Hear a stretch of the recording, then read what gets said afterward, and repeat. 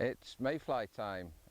It's always a great time for us fly fishers, and we're going to be looking at not only the dry mayfly to rising fish, which is what I'm holding in my hand right now. You probably saw me tie this on an earlier video last year. It's a very simple but very effective mayfly pattern. It's got plenty of movement and life in it. It's a superb little fly, and I'm going to be fishing the dry fly upstream to sight a dry fish, but then we're also going to try the nymph. The mayfly nymph is very rarely fished, but that doesn't mean it's not effective, so hopefully we'll see just how effective the mayfly nymph can be as well as the adult dun. Right, we've got a nice section of stream up ahead of us. We've seen one or two fish move to mayfly already. There's one particular fish under that bush just ahead of us, which I'm going to target initially with the mayfly. He seems to be rising with a very good rise form, which indicates it's a better quality fish. There's the odd mayfly coming off and the odd fish moving, so we'll quickly try and catch one or two on the dry fly, and then we'll move to the nymphs in the faster water.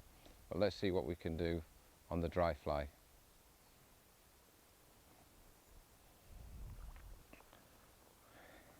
Now the river's quite low, so these fish are particularly spooky, so I've got to approach with a great deal of stealth.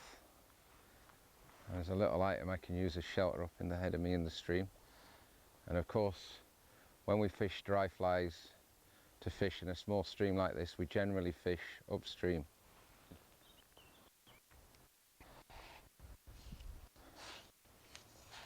That's a little rise form on the top again.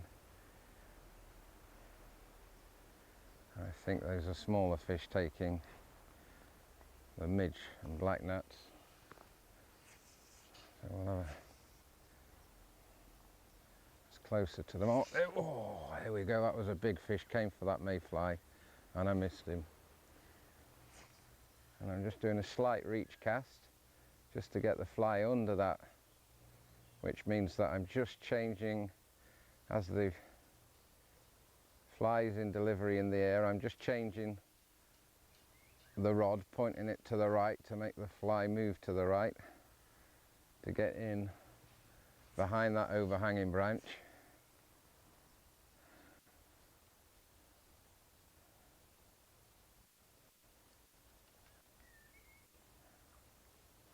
And it very much looks like we've had our chance with that fish. Very often with these larger wild fish, you only get one opportunity.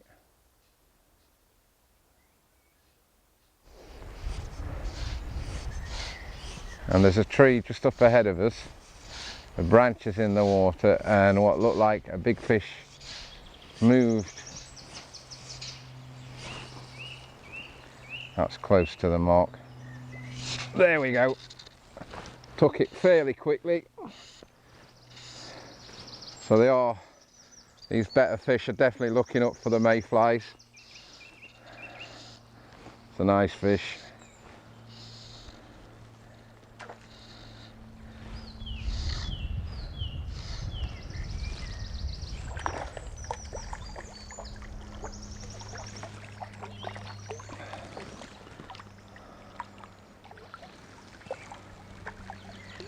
That's the first of many fish today on the mayfly pattern, on the dry mayfly. Nice fish, and it's taking it quite a way down, so it really wanted the fly, so this will be extricated with the pliers. So the fish are really looking up for mayfly, and once we get the pattern in the right place, the fish react very quickly.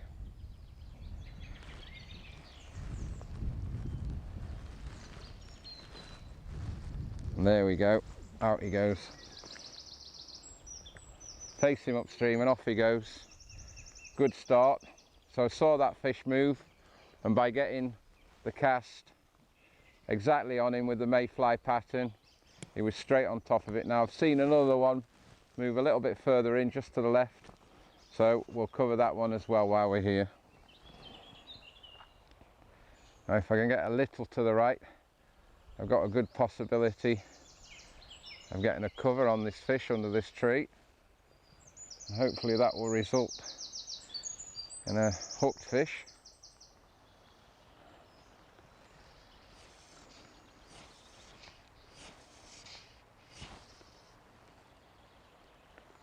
That was very close to the rice swamp. There it is, right on him under that tree. That's a good fish again.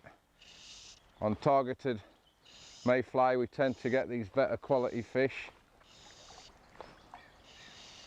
Sitting under that tree, sipping at whatever was coming by.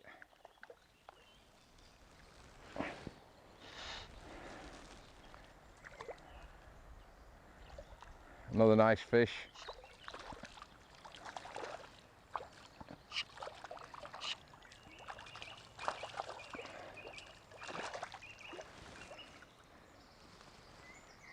And again, testimony to the effectiveness.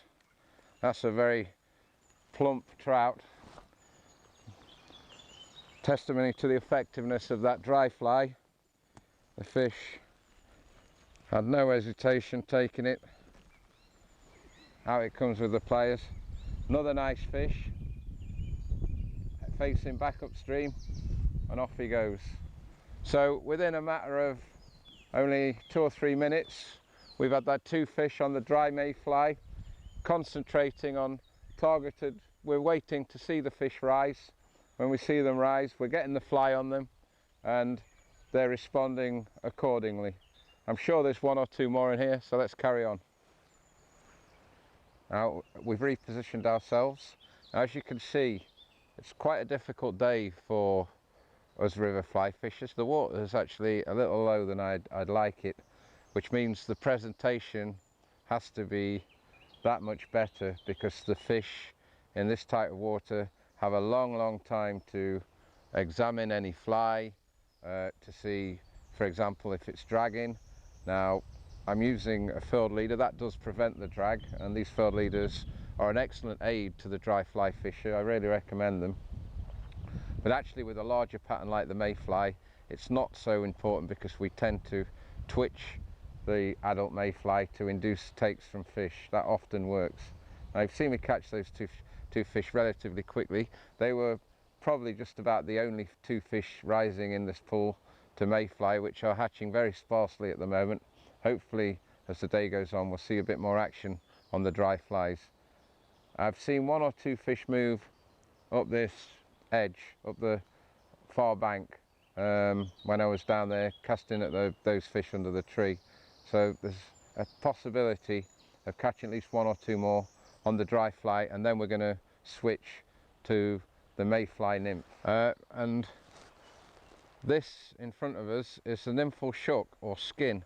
This is the skin that the mayfly emerge from,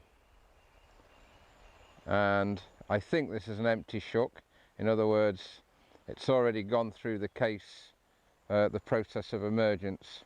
Occasionally you can actually see the mayfly inside the shuck emerge, but this one's already emerged. So these are the nymphal skins, or shucks. When the adult mayfly gets stuck, this becomes a stuck emerger, which is a very good pattern for selective fish. And this poor unfortunate mayfly is the archetypal stuck shuck, failed emerger, cripple. We can see that it's tried to emerge. I watched it emerging in the water, but unfortunately the second wing hasn't emerged, and it's still frantically stuck in its shuck, unable to fully emerge. And so unfortunately for this poor creature, it won't be able to complete its life cycle. But as fly fishers and a variety of sizes of mayfly, we often imitate stuck shucks or failed or crippled emergers, and one of the reasons these are very useful to imitate is that obviously they represent easy pickings for a fish. It's not an insect which is going to fly off in any great hurry. So we can see that the nymphal case is still attached to the poor beast, and he can't emerge, and his wing has failed.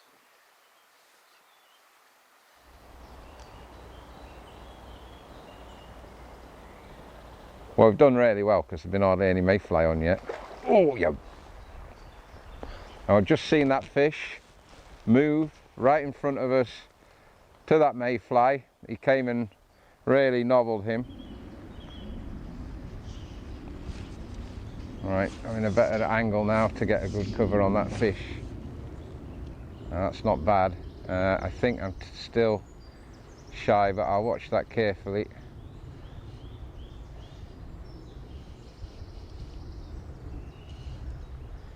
Maybe 10 centimetres shy only.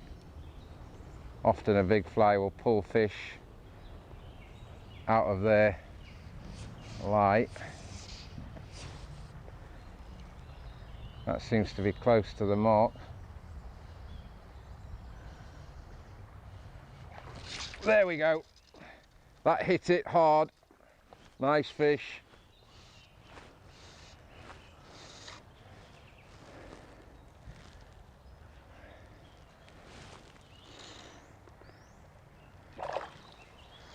Nice sized fish hitting these mayflies.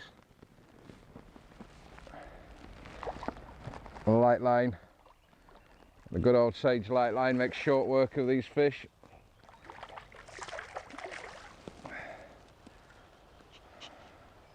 That one is hooked nicely in the scissors.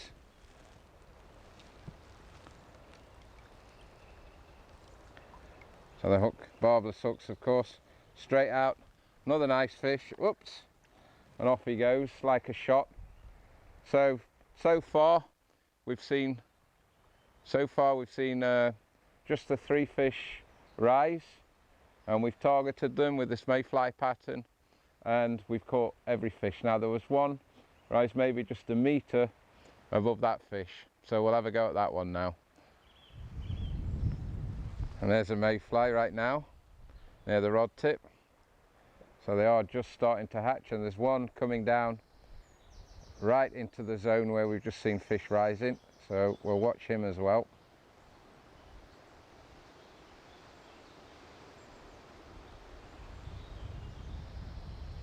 And it looks as if he's safe this time.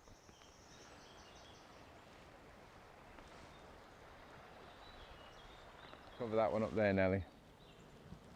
I'll go at that one in a minute.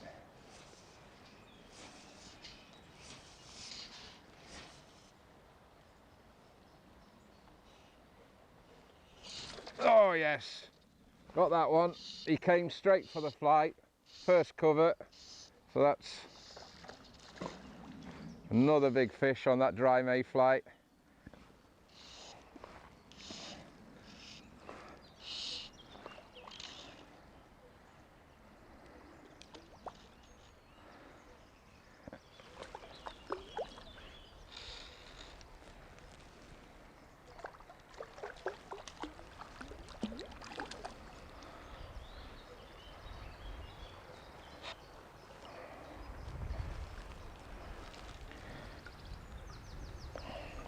Barbless hook straight out, face them upstream when you release them, and off he goes. Give me a nice shower. So we've seen the success we've had on the dry mayfly. It's been fast and furious. We've seen 4 fish rise, we've targeted them and caught every fish. Once the cover's good on the fish, they're quickly on the fly. There's 1 or 2 more moving just ahead. We'll quickly go through here, and then we're going to change and we're going to look at the mayfly nymph a bit further upstream, just behind that holly bush. There we go, another good fish, and they're coming thick and fast now on these mayfly patterns. It's really shelling peas.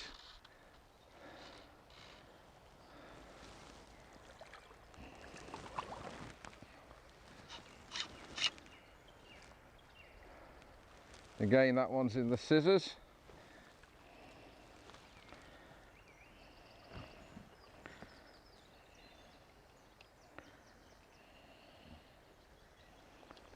Barber's hook comes straight out, of course.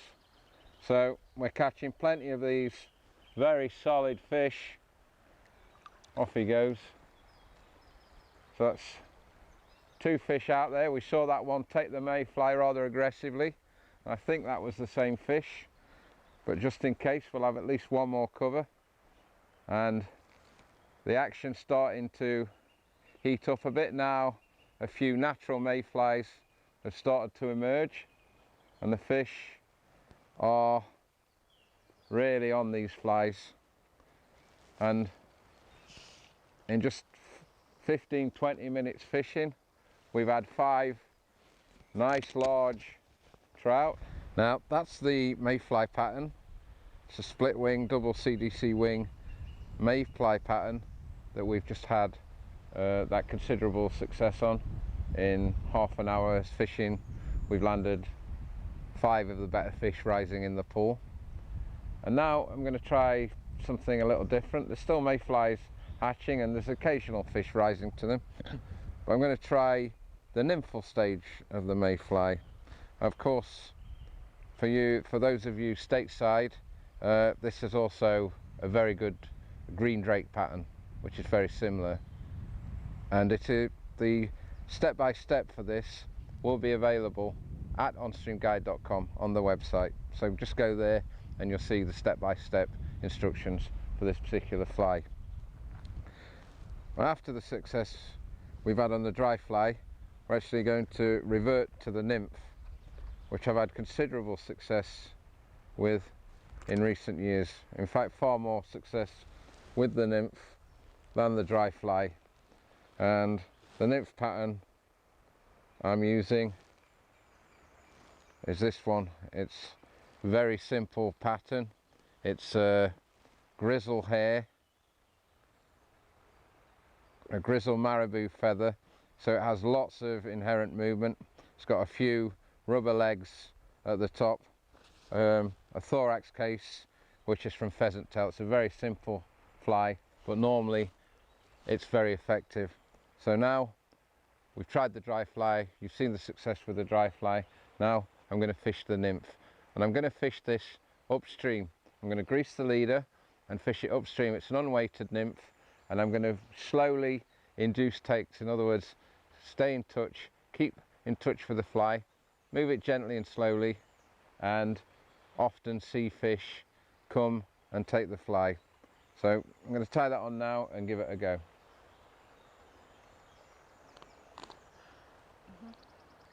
Now the pattern I'm demonstrating at the moment is the nymph pattern, so you can see why this pattern is effective. It's got lots of natural inherent movement in, and what we're doing with this pattern is emulating the mayfly in its larval or nymph form as it swims to the surface.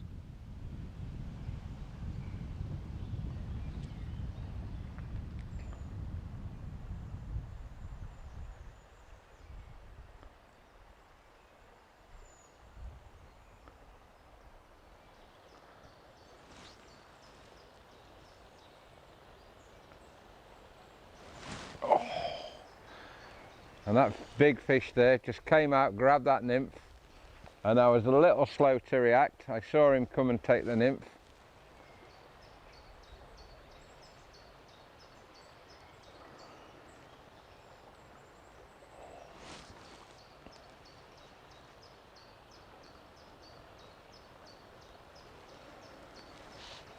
So the way I'm fishing this nymph, this mayfly nymph, is just upstream, just staying in contact with the fly.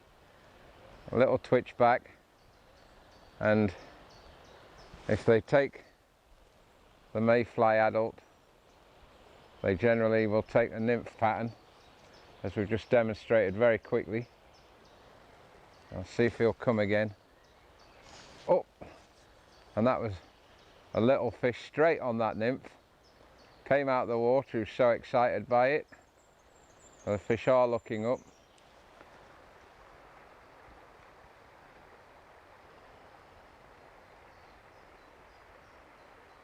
Now mayflies are fairly weak swimmers, so it's important that you don't move the fly back too quickly.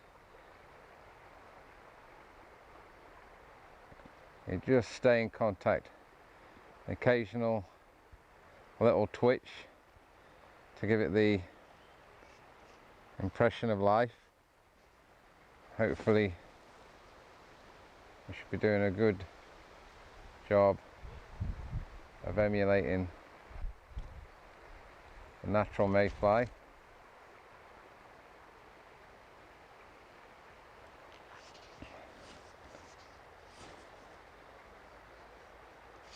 There we go. Small wild fish on that nymph. Shows that the nymph works nicely for the wild fish. Beautiful little fish.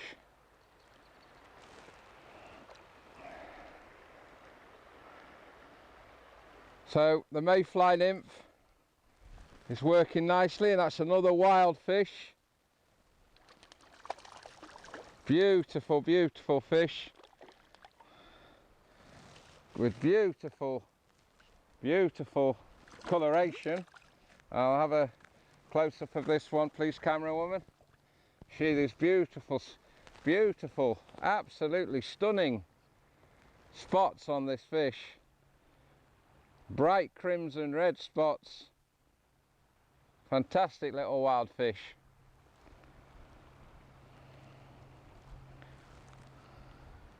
So we had sport earlier with the dry mayfly, and we can still catch fish comfortably on the nymph.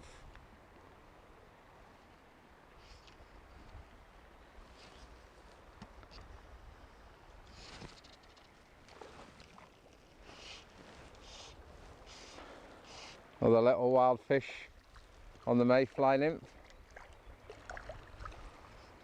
So both on the dry fly and now the nymph, we're having very enjoyable sport.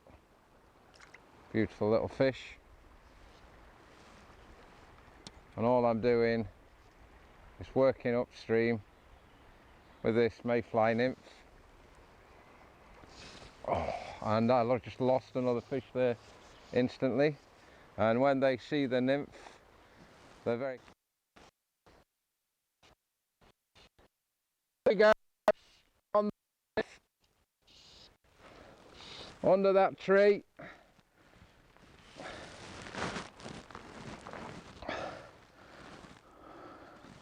Very solid fish on the mayfly nymph.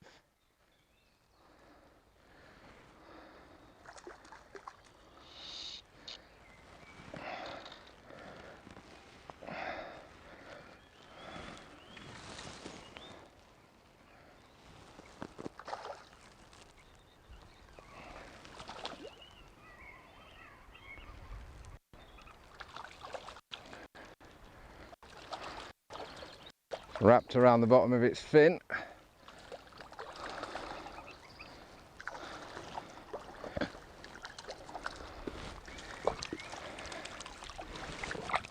There we go.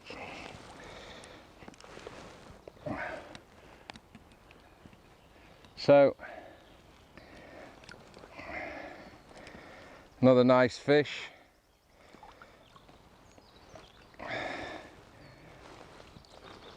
Oops, and he's gone straight back. So there we've had a fish on the mayfly nymph and several wild fish, smaller fish on the mayfly nymph as well. So today has been about changing our tactics. We started fishing on the dry fly and had some success quite quickly on the dry fly.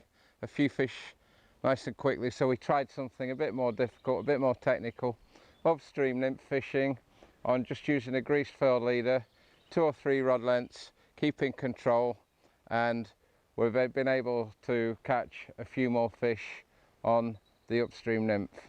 Both the nymph and the dry fly are available at onstreamguide.com on the step-by-step tying instructions.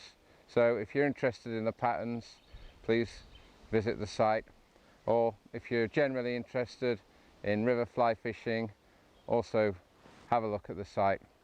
And of course I am available for guiding, both on this small stream and on larger rivers in the northeast of England. So if you're interested in learning about river fly fishing, please get in touch via the website. And that's a fitting end, a mayfly done, dancing around at the end of the day. Great day's fishing. Thanks for joining us. See you soon.